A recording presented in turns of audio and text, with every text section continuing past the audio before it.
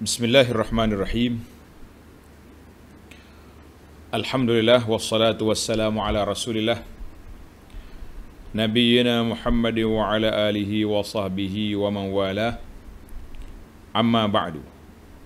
Muslimin dan muslimat, para pelajar, para jemaah yang dikasihi sekalian, kita masuk kepada sesi tanya jawab untuk pagi Ahad. Pagi Ahad 1 hari bulan Ogos 2021 bersamaan dengan 22 hari bulan Zulhijjah 1440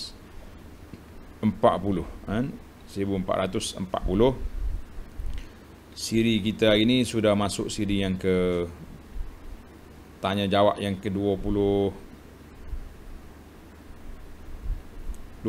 dah. Alhamdulillah. Baiklah, kita pergi kepada soalan yang pertama. Soalan yang pertama, apa dia tanya?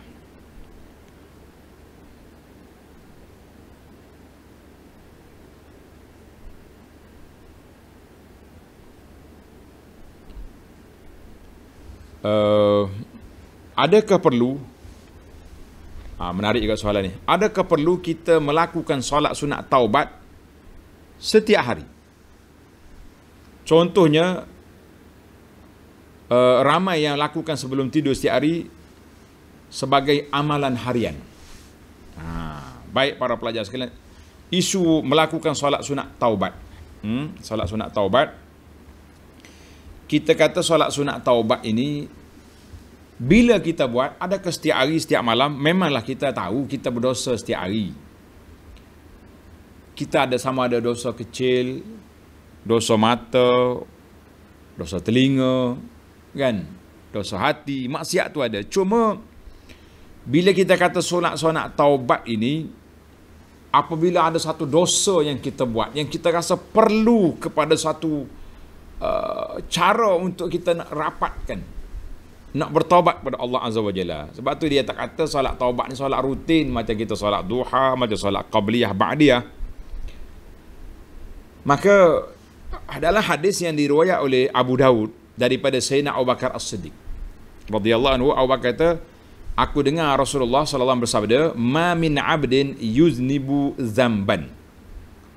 Mana-mana hamba Allah Taala yang berdosa. Dia berdosa, maka hendaklah dia ambil wuduk dengan sempurna, kemudian dia solat 2 rakaat, kemudian dia minta ampun dengan Allah Azza wa Jalla. Minta ampun dengan Allah, illa ghafarallahu lahu, Allah Ta'ala ampunkan dosa dia. Jadi kita kata, bila kita rasa kita buat dosa lagi ni, tersalah dosa, maka kita jadikan solat sunat taubat. Dengan cara yang telah kita buat adalah ambil wuduk dengan baik-baik, sempurnakan dia, kan. Hadis ini diriwayat Abu Daud dan dinilai sahih dalam Sahih Sunan Abi Daud. Sama juga hadis daripada Abi Darda. Nabi kita bersabda, man tawadda'a fa ahsanal wudu. Siapa dia ambil wuduk dengan sempurna, kemudian dia solat 2 rakaat ataupun 4 rakaat, kemudian dia minta ampun kepada Allah, maka Allah Ta'ala ampunkan dosa dia. Hadis ini dalam riwayat Imam Ahmad. Qala muhaqqiquhu al-musnad isnaduhu hasan. Maka sebab solat sunat taubat ni kenapa? Saya detailkan sinilah. Lepas pada ni, tuan-tuan dan puan-puan boleh rujuk ke tanya jawab kita ni lah. Sebab solat sunat taubat iaitulah seorang itu terjebak dengan dosa, sama ada dosa besar ataupun dosa kecil.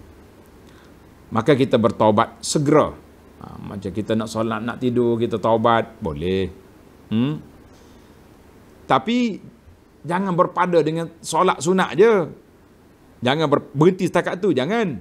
Fayamalu inda taubatihi. Maka kita kena usahakan supaya memang kita bertaubat sungguh-sungguh. Kita menyesal dengan perbuatan kita tengah hari tadi, kita pun solat sunat taubat. Berdoa kepada Allah Ta'ala, minta ampun, minta maaf, minta supaya Allah Ta'ala hilangkan penyakit kita ni, suka buat maksiat. Jadi kita kena taubat betul-betul. Kemudian elok juga diikuti dengan ibadat yang amalan yang lain. Seperti kita sedekah, kita buat baik, ini semua. Kita solat, nanti kita sedekah. Itu di antaralah. Dan kita banyak mengharapkan Allah Ta'ala ampunkan dosa kita. Bila ke waktu solat taubat? Waktu solat taubat tu apabila kita buat maksiat, terjebak dengan maksiat. Jadi kita kata, saya setiap malam solat taubat, solatlah. Sebab taubat tu diterima selagi bila? Selagi tidak nyawa di halkum, boleh lagi solat taubat. Cuma kita kena ingat, solat taubat ini dia panggil solat berbentuk individu, personal, kan? Bukan solat sunat buat beramai-ramai. Malam ni kita ada solat sunat taubat perdana, tak perlu. Tak ada solat sunat perdana. Yang adanya solat sunat taubat ni dia panggil sifat, yang dianya sifatus solah, 2 rakaat paling kurang, atau 4 rakaat dalam hadis Abu Darda, tidak jadi masalah. Tetapi kita buat selaku secara individu, seorang-seorang kita berdoa kepada Allah Azza wa Jalla. Dan elok jugalah selepas kita solat sunat taubat, kita menyesal, diikuti dengan amalan kebajikan seperti kita sedekah, kita infak dan lain-lainnya. Jadi kesimpulannya, adapun cara Nabi SAW, Nabi tak sebut. Sahabat pun tak bagi tahu Nabi setiap malam solat sunat taubat. Tapi yang ada, kata di hadis Abu Hurairah, aku dengar Rasulullah SAW bersabda, wallahi inni la astaghfirullah wa atub ilaihi fil yaumi akthar min 70 marrah. Aku bertaubat, beristighfar tiap hari lebih daripada 70 kali. Astaghfirullah wa atub ilaihi, atub ilaika Allah, astaghfiruka wa atub ilaik. Itu di antara bacaan Nabi SAW. Hadis ini dalam Bukhari. Jadi ada hadis lain, Nabi kata dia ya ayuhan nas tubu ila Allah. Hei manusia semua, bertaubatlah kamu kepada Allah. Fa inni atubu fil yaumi ilaihi 100 marrah. Aku bertaubat setiap hari 100 kali. Jadi kita kena ingat ingatlah para pelajar sekalian, Nabi yang tak berdosa beristighfar 100 kali, kita yang berdosa pula berapa kali? Abu Anas ni banyak tanya, dia kata. Kan dalam kitab Perisai Muslim pun ada bacaan ketika kita bertaubat. InsyaAllah mudah-mudahan kita semua taubat. Baik, tinggal lagi soalan. Soalan menarik, walaupun tak tanya saya lengkapkan jawapan. Kita nak banyak yang mana? Banyak istighfar ke banyak zikir, tasbih? Tasbih ni subhanallah, alhamdulillah, wala ilaha illallah, wallahu akbar, itu panggil tasbih. Ataupun kita istighfar, astaghfirullahal azim allazi la ilaha illa huwal hayyul qayyum wa atubu ilaih, astaghfiruka wa atubu ilaik. Mana banyak? Menarik juga soalan kan? Kata di para ulama, ulama kata, kita ni tengok kepada kita sendiri. Ibarat kata gini, dia kata kain yang kotor sesuai dengan dia direndam dalam klorok dan dibasuh, itu kain yang kotor. Kain yang sudah bersih kan, tak payah kita basuh, kita letak perfume, kita letak wangian. Maknanya tuan-tuan, kalaulah kita ni tak banyak dosa, alhamdulillah kita sudah taubatan nasuha, maka kita perbanyakkan zikir. Tapi kalau kita banyak dosa, kita kena banyak istighfar. Abu Anas kata, afallahu anhu wa an walidayh, oleh kerana kita ni dua-duanya ada, kain kita bersih tak bersih, maka kita jamak di antara istighfar dan tasbih. Menarik, kita banyak istighfar dan tasbih. Alhamdulillah kita jamak dua. Maknanya kain kita ni ada dua-dua, kotoran pun ada, yang bersih pun ada. Jadi kita basuh dan kita perfumekan dia, kita bagi minyak atar kepada dia. Alhamdulillah. Jadi para ulama kata, tengok jenis kain. Kita kata kain kita ni campur-campur kan. Alhamdulillah. Baik, timbul soalan ni, buku Perisai Muslim ni sudah habis stok sehari 2 ni. Oleh kerana PKP tak boleh nak nak cetak balik, kilang-kilang tutup, insya-Allah saya lepas pada ni admin kita akan bagi ni PDF lengkap yang ni, ataupun yang kita sudah bagi dalam handphone bagi orang yang pakai iPhone tak boleh pakai, insya-Allah kita bagi lepas pada ni. Tuan-tuan peringatkan, hantar WhatsApp kepada admin, tolong share buku Perisai Muslim yang lengkap dalam grup, insya-Allah. Baik, soalan yang kedua, baru masuk dua. Lakukan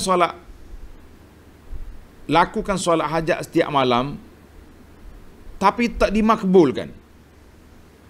Dikatakan akan dihimpunkan pahala hajat itu di akhirat nanti. Sedangkan kita perlu sekarang. Masya Allah. Contohnya kita doa anak supaya jadi baik, soleh, tapi nampak lompak je anak kita sekarang. Masya Allah kan. Anak yang dipanggil autism ni, terlalu agresif, kita minta supaya Allah Ta'ala lembutkan hati dia. Macam mana? Sedap juga dia punya soalan. Dia kata, tuan-tuan dan puan-puan, kita ni banyak berdoa, tapi nampak Allah Ta'ala sebut dalam Quran, ud'uni astajib lakum. Mu doa, aku perkenankan. Suratul Ghafir ayat 60. Doa, aku perkenan. Tapi kita doa ni tak perkenan juga ni, kenapa? Menarik juga dia punya tanya jawab ni. Kan? Menarik ke tidak tuan-tuan? Agak menarik, macam menarik. Sebab cuma kita kata, saya huraikan di sini, syarat, tuan-tuan tanda, syarat nak kabul doa ni ada 3 syarat. Yang pertama, kita ikhlaskan doa kita. Ikhlaskan doa, itu yang pertama. Yang kedua, kita doa dengan perkara-perkara yang baik. Jangan doa keburukan, doa nak putuskan silaturahim, doa suruh mati orang tu, doa suruh laknat orang ni, jangan. Yang ketiga, kemudian jangan gopoh nak cepat. Saya tak gopoh Ustaz, dah 3 tahun dah doa ni tak kabul-kabul lagi ni. Yang keempat, kita berdoa muqinun bil ijabah. Kita doa, kita yakin Tuhan perkenankan doa. Sebab Nabi kata Allah Ta'ala tak perkenankan doa min qalbin ghafilin lahin. Hati yang lalai, yang lara, Tuhan tak kabul doa dia. Na'udzubillah. Itu perkara mustajab doa. Kemudian carilah waktu mustajab, tempat-tempat yang baik. Contohnya kan di akhir malam, ketika kita pergi ke haji di Arafah, di di Madinah, di dekat Kaabah, dekat kubur, tak termasuk dah tu. Setengah orang nak berdoa dia pergi kat kubur lah. Itu akan bawa benda lain pula. Maka itu di antara dia panggil sebab-sebab kabulnya doa kita. Syarat nak kabul doa tadi. Sebab-sebab dianya, kita kena belajarlah adab doa tu. Mula dengan alhamdulillah, dengan bismillah, alhamdulillah, kemudian angkat tangan doa, cari waktu yang mustajab, makan makanan baik, tinggalkan benda-benda yang haram, baru ini. Kemudian kita tawassul kepada Allah Azza wa Jalla dengan amal-amal yang soleh yang dibenarkan. Itu di antara mustajab doa. Cuma timbul lagi, bagaimana kita nak tahu Tuhan kabulkan doa kita? Kata di ulama, Allah kabulkan doa dengan 3 cara. Tanda tuan-tuan, Allah kabulkan doa kita 3 cara. Sama ada apa yang kita minta diberi terus. Apa yang kita minta Allah Ta'ala kabulkan terus, ataupun Allah Ta'ala tukar benda yang tak baik jadi dengan benda yang lain. Kita doa contohnya, anak kita ni nakal dia lompat sana sini, maka Allah Ta'ala tukar, dia tak jadi kumpayakun jadi baik, lepas doa hari ni esok senyap ya. Boleh jadi Allah Ta'ala tukar daripada terjebak dengan benda yang dahsyat, hanya dia setakat tu ya nakal dia gitu lah. Suka main handphone mak, lompat-lompat kan. Tapi dia tak sampai peringkat pergi kepada maksiat yang besar, terjebak dengan dada, Kita kena tahu hikmah Allah Ta'ala.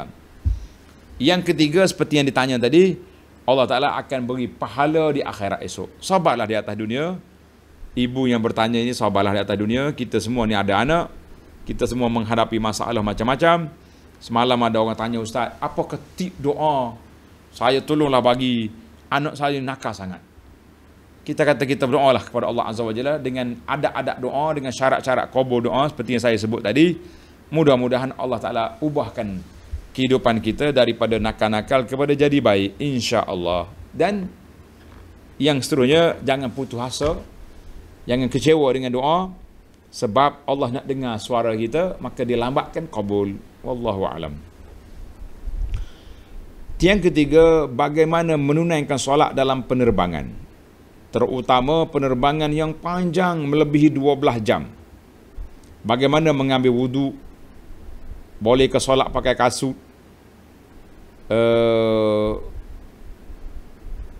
Dalam penerbangan, kita tahu kita akan berjalan travel daripada Kuala Lumpur ke London ke mana ke, lama tu berapa jam? Mekah 8 jam. Maka kita ada dua cara, dua keadaan. Kalau sekiranya penerbangan kita ini sempat dengan waktu solat. Contoh waktu kita nak pergi ke Jeddah, sempat. Kita terbang di Kuala Lumpur pukul 3 petang, bermakna kita sudah solat di airport, Zuhur dengan Asar, jamak takdim.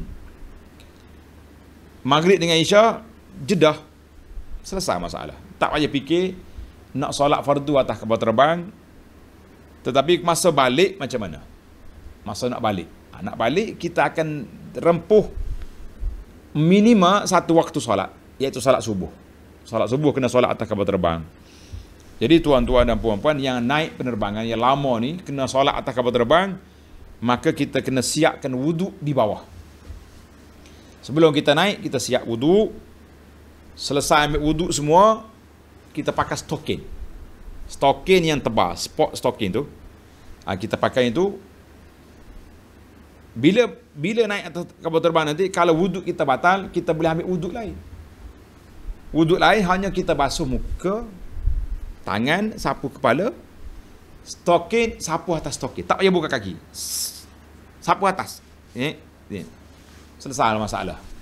Oh, dia kata tak boleh guna air banyak, Ustaz. Kita boleh je bawa alat spray yang kecil.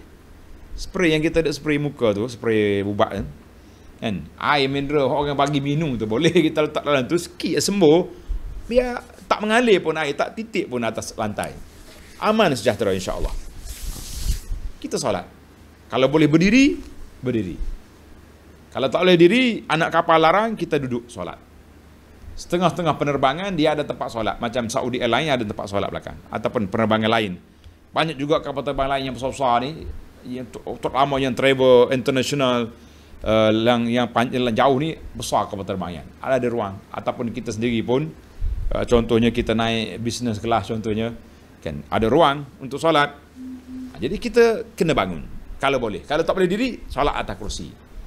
Itu yang pertama. Yang keduanya, kalau langsung tak boleh nak guna, air pun tak ada, nak tayamum pun tak boleh, itulah yang dikatakan solat hormat waktu yang diajar oleh pihak tabung haji. Ini panjanglah cerita. Tapi asasnya tuan-tuan dan puan-puan kena bersedia ambil wuduk di bawah. Kalau kita naik atas kapal terbang, kita tak lena tidur, boleh je kita solat sunat sepanjang jalan. Boleh solat. Kalau penerbangan malam, kita solat tahajud sampai cerah. Banyak pahala kita dapat. Soalan yang kedua, baik. Sekiranya kita boleh solat atas bumi, contohnya boleh jamak takhir, maka tunggulah sampai kita turun di airport. Sampai di airport pula, tak ada surau. Surau tak ada. Airport negara non-Muslim, tak ada surau. Boleh je, mana-mana tempat. Contohnya kita bawa lah sejadah kecil. Sejadah kat Mekah tu, RM2 ya harga dia. Kita lipat tak dalam beg, kecil sangat. Jadi kita berhenti di mana-mana, ambil mana-mana sudut. Kita punya kan aplikasi dalam handphone ni ada, dia punya arah kiblat. Kita tengok, oh ini arah kiblat. Solat je, di mana-mana tempat je, di mana lorong. Saya ingat orang putih pun tak marah solat. Pengalaman saya pergi ke China, pergi ke Jepun, pergi ke mana-mana negara yang saya pergilah, kan. Alhamdulillah, kita solat kat airport, no problem, tak ada masalah apa-apa. Solat dekat airport boleh je. Bahkan dia orang tolong ambil gambar kita pula, pelik ni orang solat. Ambil gambar, seronok dia. Alhamdulillah, nak tak nak ya, senang ya. Kalau kita kata kalau yang bertanya ni muslimah, tak perlu kita pakai telekung. Pakaian kita pakai ni patuh syariah cukuplah. Dah tutup aurat semuanya, pakai stokin, kemudian pakai stongan, sarung tangan ni.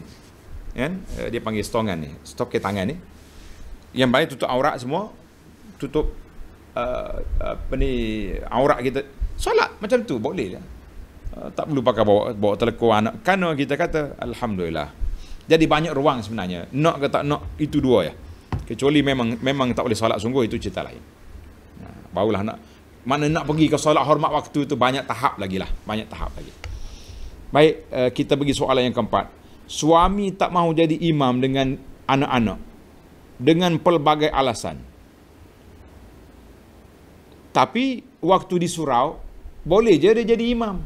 Maknanya suami ni bukan tak boleh jadi imam, boleh tapi tak nak. Tak mahu. Oh, Kelantan kata tak usah jadi imam. Kenapa suami?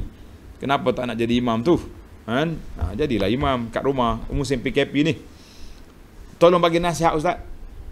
Nasihat kitanya, awak sebagai suami, sebagai bapa, bertanggungjawablah dengan keluarga kita. Tadi ya kita doa hablana min azwajina wa zurriyatina qurrata ayun. Tiba-tiba doa waktu solat tak mau jadi imam.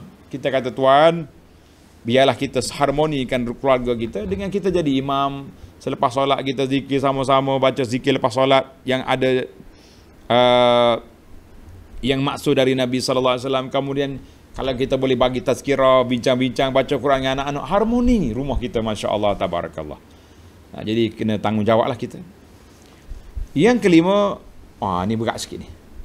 Apakah hukum ibu yang memaksa anak-anak dan menantu serta cucu-cucu semua yang sudah berkahwin tinggal serumah sekali dengan ipar duai? Ibu siap cakap lagi, kalau tak duduk sekali anak derhaka. Bagaimana pandangan Islam? Berat juga emak macam ni. Tuan-tuan dan puan-puan, ini tanggungjawab ibu bapa besar. Cuma ibu bapa jangan guna kuasa veto. Jangan guna kuasa veto terhadap anak-anak. Jangan. Sebab bila anak kita kahwin, isteri dia ada hak. Isteri dia, di antara hak min huquqi zaujah, di antara hak isteri yang wajib ke atas suami, al-infaq. Kita kena bagi nafkah. Yang kedua, as-sukna. Kena bagi tempat tinggal. Bagi tempat tinggal kepada siapa? Kepada isteri tu. Kita tak boleh ambil anak orang, ambil anak orang pergi duduk tak tahu alak. Kita kena ada tempat tinggal. Maka di antara tempat tinggal itu yang sesuai dengan isteri kita tu. Ada tempat tinggal, ada bilik, ada apa ni? Yang penting selesa lah. Mengikut majoriti ulama, mazhab Hanafi, mazhab Syafi'i, mazhab kita ni, mazhab Hambali, anna lizaujah al-haqqu fi sakan.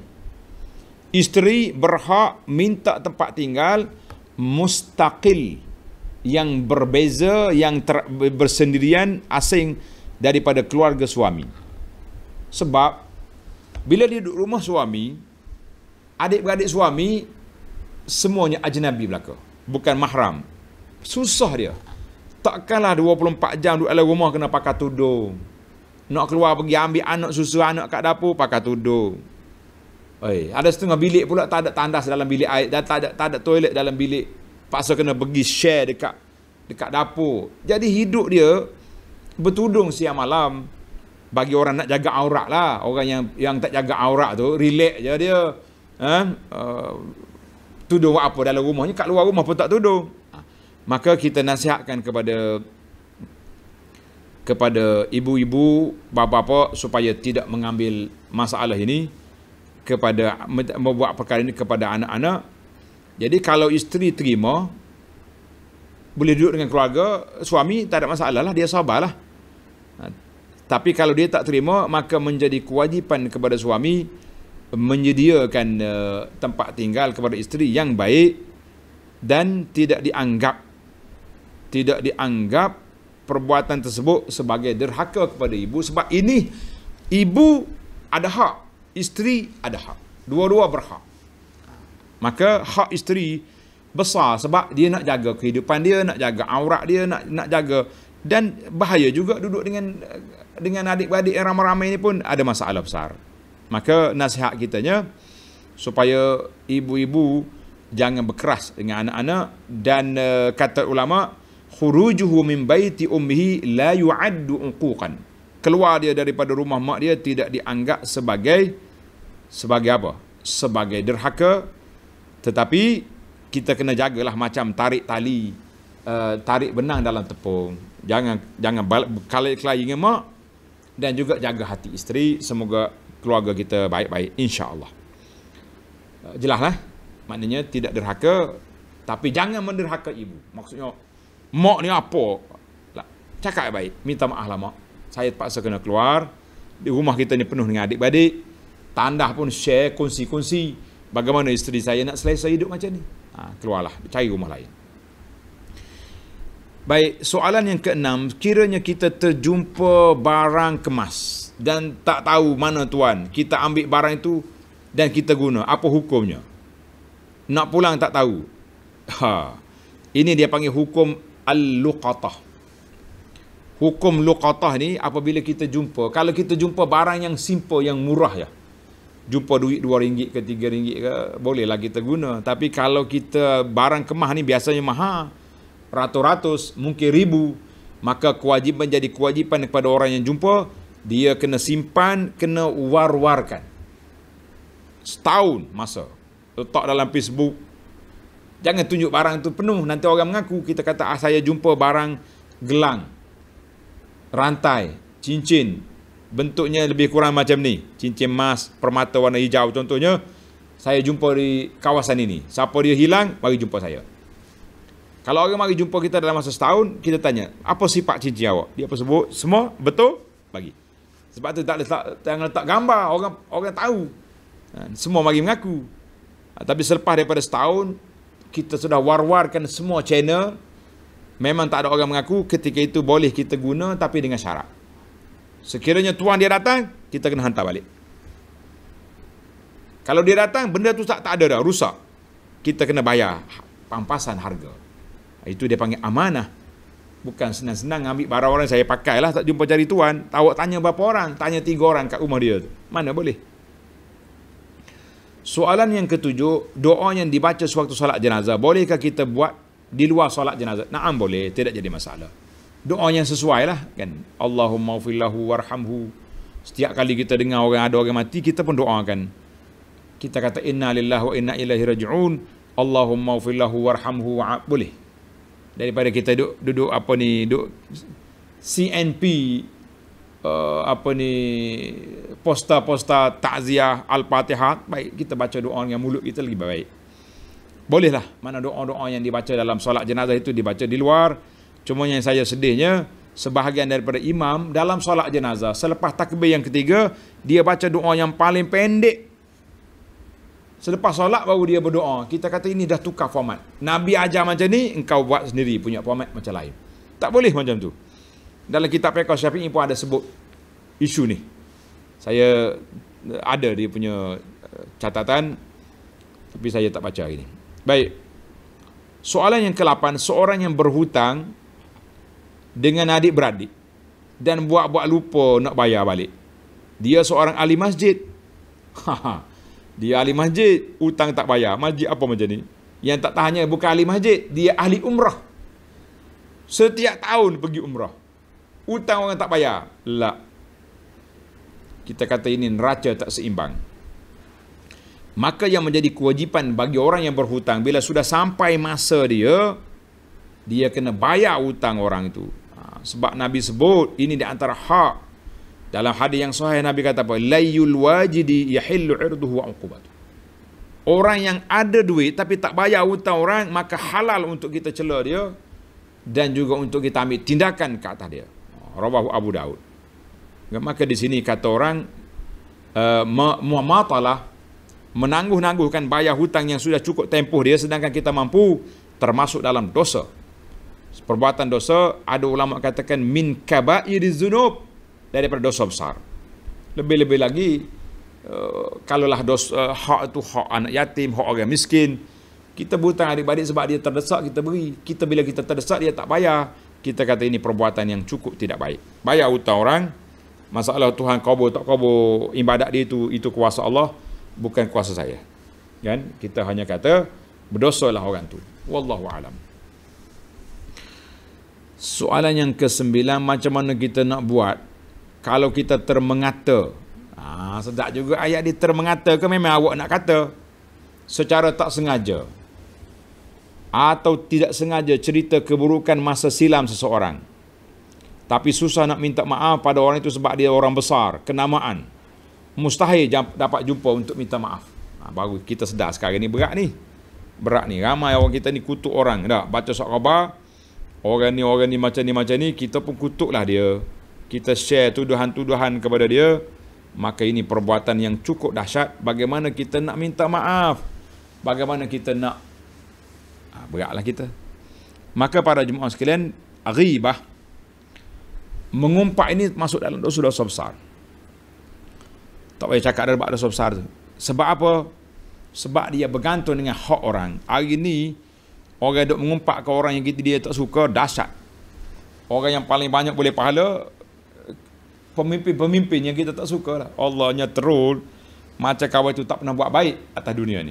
Tak kira lah pemimpin mana pun, negara kita ke negara mana. Dan mengumpat serta mengeji orang di antara dosa yang senang dibuat. Boleh buat di atas masjid, boleh buat di atas surau, semua tempat kita boleh buat. Macam mana kita nak buat? Maka para jemaah sekalian, kafarah dianya yang pertama sekali kata ulama, mesti minta maaf. Mesti minta maaf. Dalam hadis yang sahih Nabi kita bersabda, man kanat lahu mazlamatun li akhi, siapa dia buat zalim kepada saudaranya, min irdihi, kita cerca kehormatan diri orang, mengumpatlah tu, au syai', ataupun kita khianat, falyaltahallalhu minhu al-yawm, Nabi kata pergi minta maaf dengan dia, minta halal dengan dia pada hari ini juga. Sebelumnya mati, sebelum tak ada berguna lagi duit, maaf berak. In kana lahu amalun salih, kalau tak minta maaf atas dunia, kita ada amal soleh, maka amalan kita akan diberi kepada orang tu. Diberi kepada orang tu. Kalau kita tak ada amalan, dosa orang tu dicampur ke atas kepala awak. Hadis ini sahih, rawahu al-Bukhari. Berat kita. Hari ni orang paling banyak boleh pahala siapa dia? Pemimpin-pemimpin lah, sebab dikutuk oleh orang pagi, petang, siang, malam. Jadi bagaimana kita nak buat? Yang pertama sekali minta maaf. Yang kedua, kita kena lepaskan diri kita daripada dosa mengumpat tadi. Macam mana nak lepas? Pergi minta maaf lah. Ada ulama kata nak minta maaf payahlah. Mungkin tak jumpa, mungkin menimbulkan fitnah lebih besar. Maka pada ketika itu, ada ulama mengatakan kita kena cover balik. Semalam kita kutuk dia di tempat ini, hari ini kita kena puji dia. Semalam awak kutuk dia di Facebook, orang ni macam ni, koyak lah, macam-macam lah. Hari ni puji, kita cover balik apa yang telah kita kutuk semalam. Itu yang pertama. Yang kedua, yang pertama kena minta maaf lah. Kalau tak boleh nak pergi, maka kita kena puji balik dia di tempat yang kita kutuk dia. Di tempat yang kita kutuk dia. Kemudian kita kena banyak istighfar, minta ampun untuk dia. Allahumma filahu, Allahumma arhamhu, Allah. Mudah-mudahan bila kita di akhirat esok, dia tengok kita kutuk dia, tapi dia tengok pahala untuk dia banyak, mudah-mudahan dimaafkan pada saat itu. Jadi para jemaah sekalian, di antara dosa yang senang dibuat, payah untuk kita nak hapuskan, iaitulah dosa dengan orang, dosa dengan Tuhan. Kita istighfar, minta maaf, menangis, insya-Allah Tuhan maafkan. Tapi dengan orang ni macam mana kita nak buat? Hati-hatilah tuan-tuan, jangan kutuk saya, jangan kutuk siapa-siapa, sebab dosa ini besar. Ini ada orang duduk tulis dekat Facebook kita macam-macam, dia buat tuduhan, kita kata saya serahlah. Wa idza khatabahumul jahiluna qalu salama. Kita dah belajar tadi, orang jahil duduk kutuk kita, jangan jawablah. Kita kata, Tuan, tunggu kita berbicara di hadapan Allah di akhirat esok. Itu ya jawapan saya. Ada pelajar hantar mari gambar orang kutuk ustaz ni, kata biarlah, tak apa, saya serahkan dia kepada Allah Azza wa Jalla. Pengutuk yang keluar statement tuduh kita jahat itu pun, saya dah minta nak jumpa dengan dia untuk berbincang di dunia, dia tak mau. Saya bagi tahu kepada wakil yang boleh cakap dengan dia, Abu Anas kata, kita jumpa di hadapan Allah di akhirat. Tunggu di sana. Atas dunia ni kecil lah tuan-tuan. Orang nak percaya, tak nak percaya, terus sudah. Kan? Baik, soalan yang ke-10. Perlukah berwudu sebelum baca Quran? Dan bagaimana pula Quran ada terjemahan? Kita kata nak baca Quran tak syarat wudu. Cuma bagi orang haid, bagi orang junub, tak boleh baca Quran lah. Khilaf tu khilaf, tapi saya kata jangan baca Quran. Habis baca Quran, kalau kita baca tak ada wudu, tak jadi masalah. Tapi afdalnya berwudu. Lebih-lebih lagi Quran sekarang ni, kita Quran terjemahan, kita boleh pegang tanpa wudu.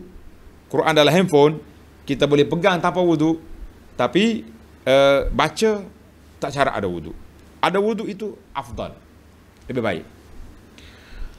Soalan yang ke-11, hadis yang dibaca semalam berkaitan dengan orang yang bawa pahala besar. Itu hadis Thauban nama dia. Hadis Thauban, Nabi sebut, la'alamanna aqwam. Aku tahu ada beberapa kaum di kalangan umat aku ini bawa pada hari kiamat pahala-pahala besar seperti Bukit Tihamah. Saya nak banding kat mana Bukit Tihamah ni? Bukit Tihamah ni macam bukit tu. Kita nak pergi ke Perak tu. Greek kan, Bukit Banjaran Titiwangsa itu Bukit Tihamah ni bersambung-sambung gitu. Nabi bayangkan besarnya pahala dia. Tetapi Allah Ta'ala jadikan pahala dia tu habaan mansura, sia-sia seperti debu yang berterbangan. Jadi sahabat tanya Nabi SAW, dia kata, ya Rasulullah, siapa orang tu bahaya ni Rasulullah, kami takut. Nabi kata, mereka itu sama dengan kamu juga, bercakap seperti bahasa kamu, tapi mereka juga beribadat banyak pada waktu malam, tetapi iza khalau bimaharimillah, apabila mereka ada peluang untuk buat maksiat, mereka lerempuh. Solat tapi buat maksiat, zina, minum arak, judi, contohnya tengok video lucah, dia panggil porno apa ni, ataupun yang penting orang tanya dosa kecil, dosa besar, kata-kata semua dosa, yang kecil yang besar semua itu dosa berlaku. Cuma darjat besar kecil itu darjat lebih tinggi lah. Jadi haram kita buat benda-benda walaupun secara tersembunyi. Kita kena ingat, kita walaupun sembunyi, kita berdosa kepada siapa? Allah. Yang tak ada sembunyi bagi Allah Azza wa Jalla. Soalan 12. Anak tak tahu saya sedekah kepada asnaf dengan niat pahala untuk dia. Duit dia beri. Allahu Akbar. Kita kata jazakallahu khair atau jazakillahu khair ya makcik. Anak dia bagi duit bulan-bulan 500. Mak ni Masya Allah dia sudah cukup duit. Dia ambil duit tu dia sedekah kepada asnaf dengan niat untuk pahala anak. Timbul dia, siapa dapat pahala? Ini menarik ni. Ibu yang baik macam ni, kita kata jazakillahu khairah. Dua-dua dapat pahala.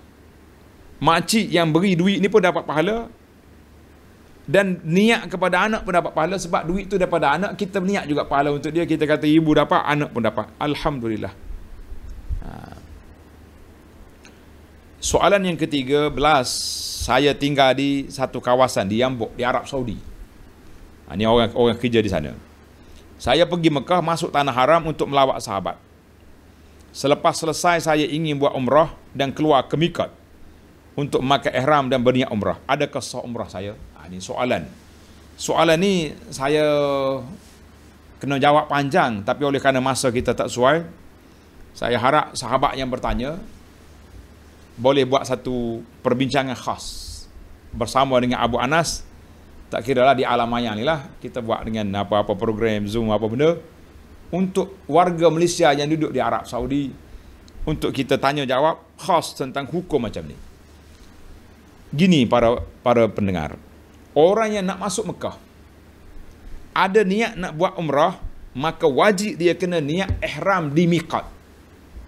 Miqat dia, kalau orang mari daripada Yambuk tu di Rabiq, kalau mari daripada Madinah di Qarnul Manazil, mari dari Riyadh melalui jalan raya, kita kena niat di Qarnul Manazil. di Taif, lepas pada Taif tu, ataupun di Sailul Kabir, Wadi Muhrim, tempat tu ada. Mari daripada Malaysia, kalau naik kapal terbang, Qanu Manazil juga. Mari daripada Yaman, di Yalamlam, itu nama miqat yang wajib kita kena niat ihram. Saya pergi Mekah, memang nak niat umrah pun, tapi nak pergi relax dulu rumah kawan, tidur dulu malam ni, makan-makan. Besok kita pun naik kereta pergi niat di Tan'im. Tan'im bukan miqat. Tan'im bukan miqat. Itu dia panggil tanah haram yang terdekat dengan Mekah. Siapa dia buat macam ni, dia langgar miqat, maka dia kena wajib, kena sah umrah dia, tapi dia kena bayar seekor kambing, satu dam. Kena bayar seekor kambing. Bahaya tu. Maknanya kalau kita pergi 5 orang, 5 ekor kambing kena sembelih di Mekah. Dia kena belajarlah ilmu miqat ni. Tapi kalau kita pergi kerja tak kira lah apa kerja, kita masuk Mekah pergi kerja 2 hari kerja. Buat kerja, alhamdulillah 1 hari setengah settle. Kita nak balik ke Madinah ke Riyadh, flight kita besok. Ketika itu barulah kita boleh gunakan pendekatan masa relax saja ni, tak ada kerja. Mari kita pergi niat ihram. Bolehlah kita keluar pergi ke tanah halal tadi, kita niat dan kita masuk buat umrah. Tapi kalau memang mari nak pergi ziarah kawan tapi memang niat nak umrah, kain ihram dah siap, kita kena niat di miqat, masuk Mekah. Sudah umrah, ziarahlah kawan, tak ada jadi masalah. Sama juga dengan soalan daripada kabin kru ni, anak kapal. Dia kata kami pergi Jeddah, macam mana kita nak niat atas kapal terbang? Kita pakai pramugara ni kan. Pramugari setengah kapal terbang tu lagi dahsyat, tak boleh tutup aurat lagi. Kan, tapi kalau pergi ke Jeddah bolehlah tudung-tudung, alhamdulillah. Maka ada dua cara. Dalam soalan dia kata dia niat ihram. Niat ihram tapi tak buka baju. Berasa lah, sebab sepatutnya bila kita niat ihram, kita kena bagi laki-laki ni, soalan laki-laki, dia kena buka. Kalau tak buka, awak berasa sebab pakai baju, tapi niat tu sah. Bila sampai di Jeddah nanti, kita settle kapal terbang, kita pergi hotel, tukar pakai ihram, masuk Mekah. Yang ni kita kena bayar fidyah, sebab masuk ihram, masuk berniat ihram tanpa buka baju. Option yang kedua lebih baik, awak pergi ke Jeddah, selesai tugas, ambil taksi, pergi ke miqat, Qanu Manazil. Pergi ke Qanu Manazil, niat ihram, pakai ihram di sana, masuk ke Mekah. Ini lebih harmoni. Kita tak langgar SOP dan kita jalan dengan cara yang baik. Keterangan lanjut, insya-Allah kita bersedia untuk buat penerangan kepada ahli-ahli penerbangan ataupun orang yang tinggal di Arab Saudi, sama ada dengan saya atau pelajar-pelajar di sana pun boleh buat. Kita kena faham fiqhul miqat, fiqh miqat ihram. Jangan suka-suka je buat. Baik. Soalan yang ke-14, benarkah Rasulullah tidak ada bayang? Ini memang masyhur lah. Kalau kita baca dalam kitab-kitab sirah, masyhur mengatakan Nabi kita tidak ada bayang. Cuma setelah kita teliti, kita kaji tentang kesahihan maklumat. Contohnya, Imam Suyuti dalam kitab dia Al-Khasa'isul Kubra, dia sebut Al-Hakim At-Tirmizi dan Ibnu Saba, semuanya mengatakan bahawa Nabi kita tak ada bayang. Nabi tidak ada bayang, cuma dari sudut kesahihan maklumat, kan. Akhrajal Hakim At-Tirmizi daripada Zakwan, mengatakan bahawa Nabi kita tu tidak ada bayang. Dalil dianya, satu lagi dalil, Nabi kata waj'alni nuran. Dia kata, ya Allah jadikan aku ni cahaya. Bila cahaya dia tak ada bayang, dia sendiri itu cahaya. Oleh kerana Nabi kita ni kuat cahaya dia boleh lawan cahaya matahari. Matahari pun tak boleh nak bayangkan dia. Kita kata dari sudut kesahihan dalil agak sukar. Masyhur memang masyhur. Masyhur memang masyhur. Wallahu alam, saya kata wallahu alam. Kalau kita bahas panjang pun Nabi sudah wafat. Ada bayang ke tak ada bayang, kenapa kita nak habiskan masa bertekak dalam masalah ini? Yang pentingnya bagaimana kita dengan sunnah Nabi, itu yang diperbesarkan.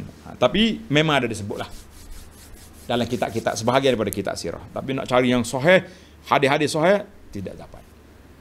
Macam masjid di Madinah tu, masjid kecil Dia panggil Masjid Musalla, terkenal dengan nama dia Masjid Al-Ghamamah, Masjid Awan.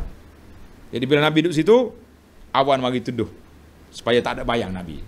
Sebab dia kata kalau ada bayang orang pijak jadi hina. Kita kata panjang cerita.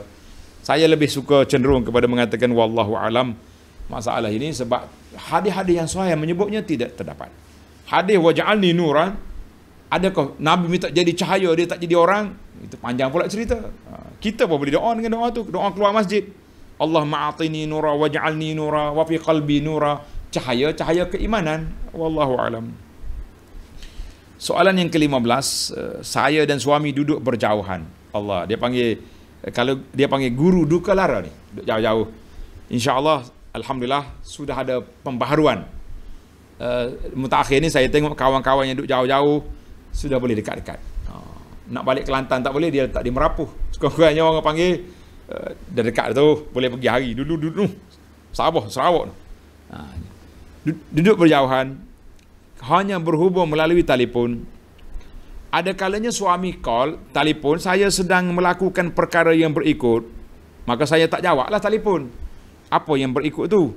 Contohnya suami telefon, saya sedang lakukan solat. Solat fardu, solat sunat, dengan kuliah online, baca Quran. Jadi yang mana saya kena jawab, yang mana tak kena jawab.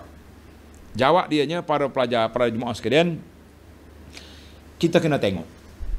Yang pertama saya pun rasa heran, macam mana puan tengah solat boleh tahu suami call. Dia kata, Ustaz, sekarang ni kan kita boleh letak bunyi kan. Kalau bunyi ringtone macam ni, itu cik abang yang call. Ringtone macam ni, ini pejabat.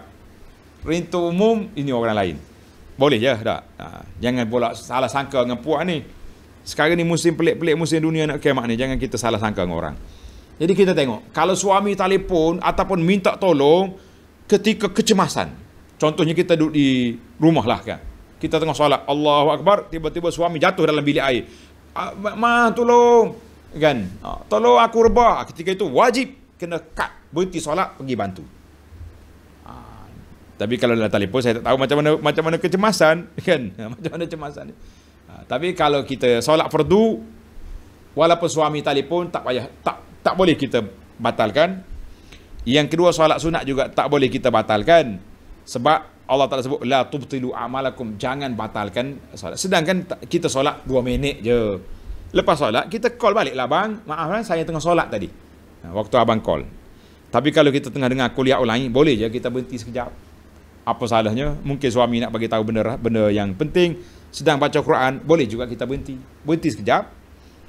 Jawab, sudah jawab, kita berhenti, kita sambung baca Quran dengan a'udzubillah semula. A'udzubillah minasyaitonirrajim, kita sambung balik ayat yang kita baca. Tapi tengah solat fardu tak boleh berhenti, kecuali darurat, emergency baru boleh berhenti. Solat sunat juga patutnya tidak berhentilah, sebab kita tengah solat. Tapi kalau kita yang lain-lain tu boleh kita berhenti. Baik. Soalan yang ke-16. Saya ingat nak jawab banyak lagi ni, rupanya panjang pula jawapan. Saya berjemaah dengan isteri. Isteri terbatal sembahyang, keluar dari solat. Adakah saya kekal berjemaah sebagai imam? Ya. Suami tunggu isteri. Kita baca panjang lah kalau kita ingat. Biar isteri berhenti, pergi ambil wuduk, nanti dia sambung balik. Tapi kalau kita dah rakaat akhir dah, nak tunggu pesukar, isteri pula kita pasal jenis kaki kita menung, kata orang. Masuk tandah tu kalau tidak 20 minit tak keluar, kita sudahkanlah solat kita tu. InsyaAllah kita boleh pahala setakat mana yang telah kita lakukan solat tadi. Tapi eloknya kalau kita boleh tunggu, isteri kita ni bagi maklum lah, bang, saya batal wuduk ni. Cakap, saya batal wuduk ni, nak pergi ambil wuduk. Jadi suami tu boleh panjang-panjangkan bacaan, tapi jangan panjang lama sangat lah. Kalau tak ada bacaan tak boleh, tunggu je. Waladdallin, amin, diamlah. Kita tunggu dengan bacaan. Kita baca wadduha sampai ke akhirnya, sampai isteri datang, Allahu Akbar, kita pun boleh rokok. Soalan yang ke-17, bolehkah perempuan yang uzur dalam haid baca surah yang dilazimi seperti 3 zikir pagi petang, surah Al-Mulk setiap malam, surah Al-Kahfi? Jawabnya, baca satu surah itu tak boleh. Tapi kalau kita baca zikir pagi petang itu ada ayat kursi, ada amal Rasul, kan, itu dibolehkan. Tapi nak baca Al-Kahfi hari Jumaat, memang panjanglah kisah ni. Khilaf ulama tentang masalah wanita haid baca Quran ni panjang. Jadi saya ambil pilih tak usahlah baca Quran, puan dapat pahala. Amalan yang tetap yang kita buat setiap malam tu kita dapat pahala ketika kita uzur. Alhamdulillah. Soalan 18, boleh ke kita solat sunat tahajud pada masa yang sama niat juga qada subuh? La. Macam mana main tuing-tuing kembar-kembar. Kita buat solat ni macam kopi pula, 7 dalam 1. Saya nak solat sunat subuh ni, tapi nak solat duha, nak solat juga taubat, solat tu solat ni lah. Terutama sekali kalau solat yang fardu jangan dicampur dengan niat lain. Tapi ada kadanya solat tu dia tercampur secara automatik. Ada. Contohnya kita masuk orang dah azan, kita solat qabliyah subuh. Ketika itu solat tahiyatul masjid dia masuk bawah tu. Jadi janganlah kita tuing-tuing kembar-kembar ni. Ketika solat fardu boleh ke baca surah dengan lihat Quran? Jawabnya boleh, tapi tidak digalakkan solat fardu sebab banyak pergerakan. Kalau solat sunat boleh letak Quran besar kat depan tu baca. Soalan yang ke-19, siapakah wali perkahwinan anak tak sah tarah? Anak tak sah tarah ni ada satu kuliah, tuan-tuan boleh tengok di YouTube. Tajuk dia Hukum Anak Tak Sah Tarah. Hampir 1 jam saya bentang satu kertas perbincangan. Anak tak sah tarah ada 2 kategori. Satu dia panggil anak angkat. Anak angkat yang kita tahu keluarga dia, maka wajib kembalikan kepada keluarga dia untuk jadi wali. Panggil ayah dia mari, adik-adik dia mari.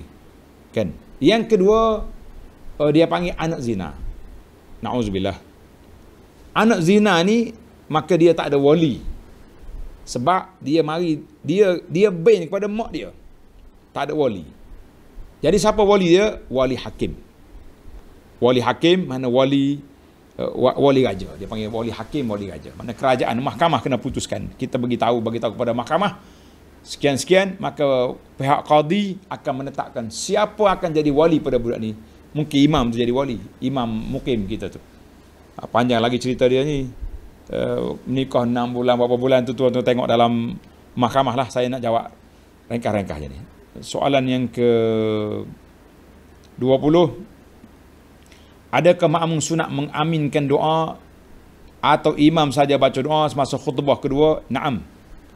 Boleh kita aminkan, boleh kita selawat kata Nabi, tapi secara perlahan untuk diri kitanya. Kita dengan nama Nabi kita sallallahu alaihi wasallam, Muhammad sallallahu alaihi wasallam. Bila imam doa kita kata amin, amin, amin boleh. Cuma timbul angkat tangan tak angkat tangan, kita dah bincang dalam siri yang lepas. Tadi ada ulama kata angkat tangan makmum, imam tak boleh angkat tangan. Makmum boleh angkat tangan. Ada kata boleh angkat tangan, ada kata tidak angkat tangan sebab dia dalam khutbah, maka kita kata khilaf perkara itu. Tapi saya lebih cenderung kepada tak perlu angkat tangan dalam doa khutbah, tapi kita boleh amin, amin, amin boleh. Soalan yang ke 21, apakah hukum baca tafsir Quran kemudian makna ayat doa kita ubah sesuai dengan keadaan kita? Seperti doa Ibrahim minta sejahtera Mekah. Kita dalam doa kita minta sejahtera negeri kita, boleh. Jangan ubah ayat Quran. Tapi bila kita berdoa, kita minta, itu nama dia berdoa. Berdoa ni kita minta untuk kita. Kalau tidak kita baca doa ikut format dalam buku. Soalan 22, saya lajukan sikit sebab masa kita nak habis. Ingin penjelasan amalan bangun tidur. Yang pertama, menyapu tempat bekas tidur macam mana tu? Kan dalam poster yang saya keluar tu, dia tengok situ kot. Menyapu tempat apa ni? Tempat bangun tidur gini. Bila kita bangun tidur, mata kita ni gitu kan. Muka pun keru, maka eloknya kita gosok muka. Itu dipanggil hilang ke bekas tidur di muka kita tu. Bukan pergi duduk lipat kain selimut, kain cadar lah. Itu maksud dia hilangkan asarun naum. Maksudnya bila kita bangun tidur, celik mata mengantuk ni kita gosok mata. Sambil kita baca doa, alhamdulillahillazi ahyana ba'da ma amatana wa ilaihin nusyur. Itu di antara Maksud dianya hilangkan kesan tidur di muka kita tu. Soalan 23, bolehkah harta pusaka barang kemah dijual dan di duitnya disedekah atas nama si mati? Boleh. Contohnya kita dapat pusaka gelang besar mak kita, nilai dia 10,000. Kita pun tak nak pakai lah, model orang tahun 60-an tu model tu. Hak mak kita pula dapat daripada nenek kita dulu, hak tahun 40-an, siapa cucu mana nak pakai kan? Kita pergi jual, boleh 10,000, kita pergi sedekah, bagi ke mak, bagi ke pondok ni. Dah masuk dalam akaun pondok kita ni, ustaz saya wakafkan untuk mak saya, dapat pahala. Alhamdulillah.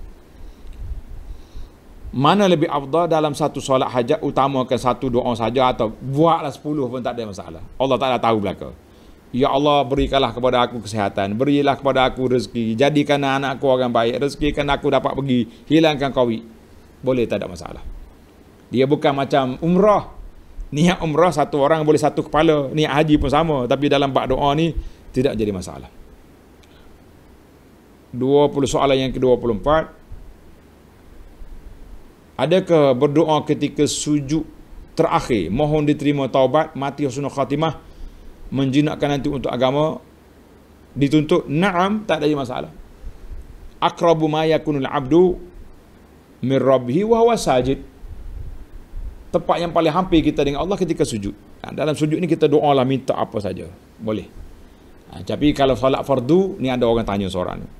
Dia kata dia ni solat fardu, tapi dia doa lama sampai peringkat kalau imam tahiyat tu, tahiyat akhir dekat-dekat dengan nak salam baru dia bangun. Kita kata la. Idza kabbara fakabbiru. Innama ju'ilal imam liyu'tama bi. Imam tu untuk itu. Bila dia takbir kita kena takbir. Bila imam bangun kita kena bangun. Saya nak doa lama, boleh. Selepas solat, awak solat sunat, sujudlah 1 jam pun tak ada masalah. Waktu kita ada etika. Waktu ikut imam kena ikut imam.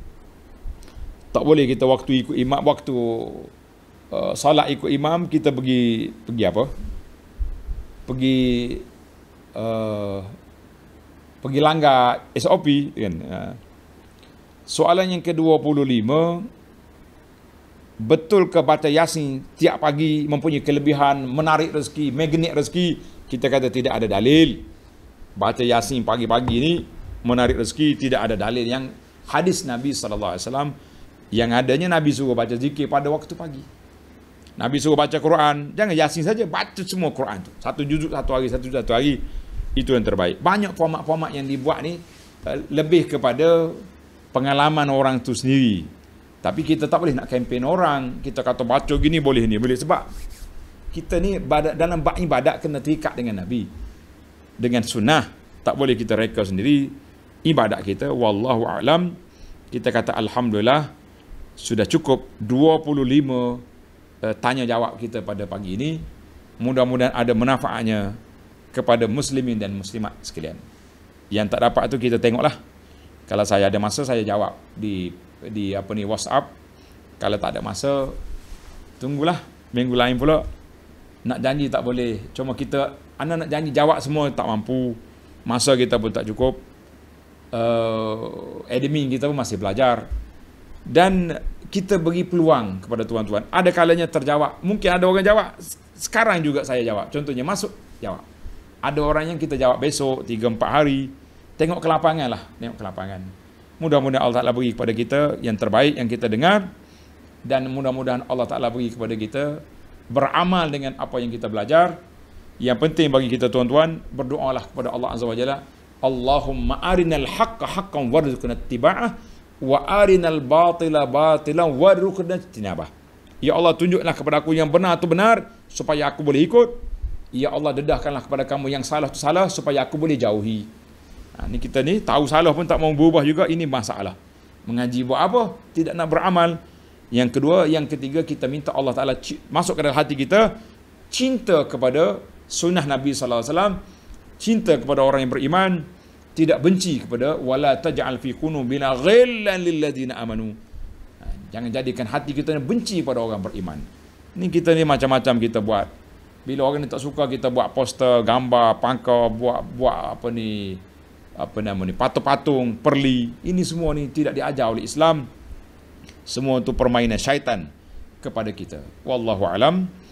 Subhanakallahumma hamdika asyhadu an la ilaha illa anta astaghfiruka wa atubu ilaik. Wa sallallahu ala nabiyyina Muhammad wa ala alihi wa sahbihi ajma'in walhamdulillahi rabbil alamin. Wassalamu alaikum warahmatullahi wabarakatuh.